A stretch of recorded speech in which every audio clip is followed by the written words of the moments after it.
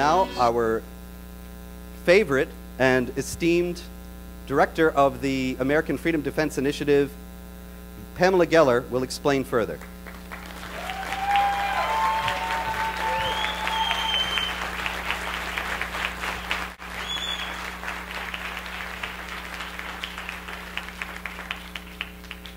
Thank you so much for coming. God bless you for coming. I'm going to keep my remarks abridged because I want you to hear the people that are on the dais.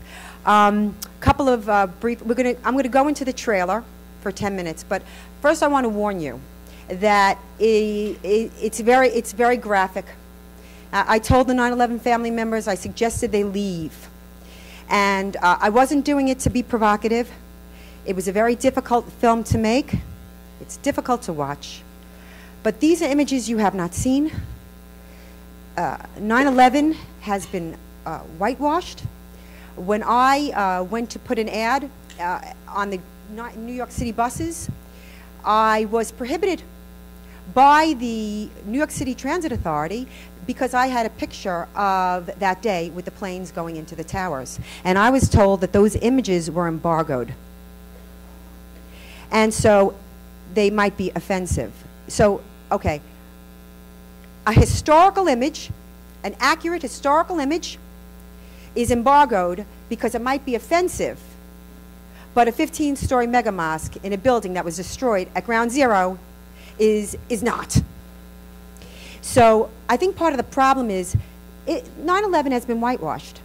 And if any of you were, well, you're certainly old enough to have experienced that day live, you know what you were thinking.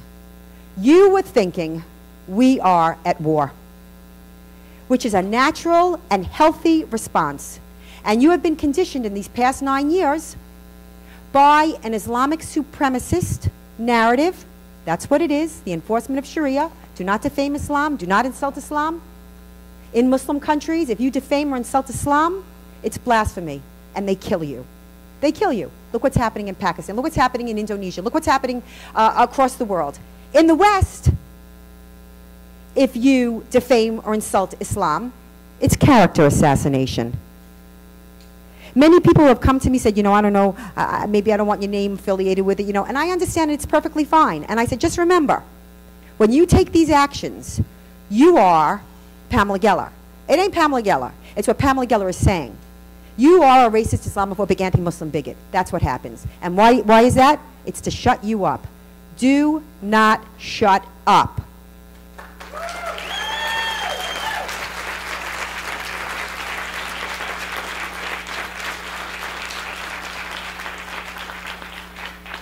The worst thing that I have seen is, I'm used to the attacks, but when you have 9/11 family members who suffered the greatest loss, who took the hit for us, because every one of us is a 9/11 family member.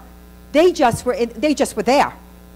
And when you see them being victimized, again, for voicing their opinions, that is the second wave of the 9/11 attacks. So I'm going to ask Rich to start the film. It's going to be 10 minutes. I suggest you leave if you have a low threshold for such things, but I believe it needed to be part of the movie because you have to see it in its context. Thank you very much for coming. And not seeing Ron Paul.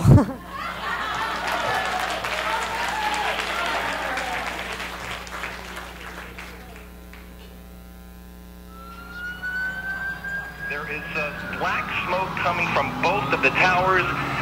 It's a horrific scene here.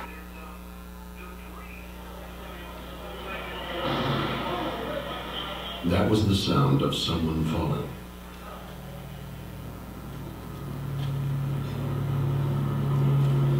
Someone dying. It was raining bodies. Make no mistake, on September 11th, it was an act of war. You want to hear that there were people that were so frightened that they jumped out of buildings and they exploded on impact? You want to hear that there were dismembered bodies?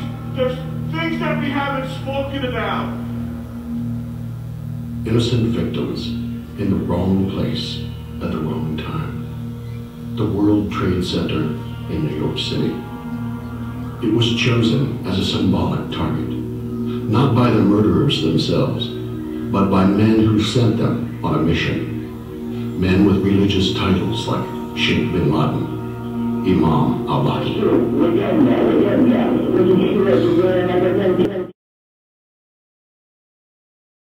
First, I'd like very much for you to give a warm welcome to Rosaline Talent, who's been very vocal.